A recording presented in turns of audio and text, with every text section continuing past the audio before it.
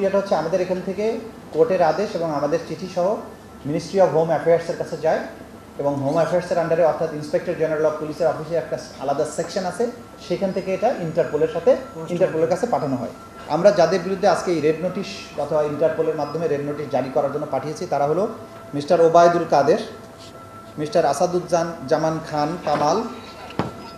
mister AKM Mozammel Haque, Mohammad Hasan Mahmud,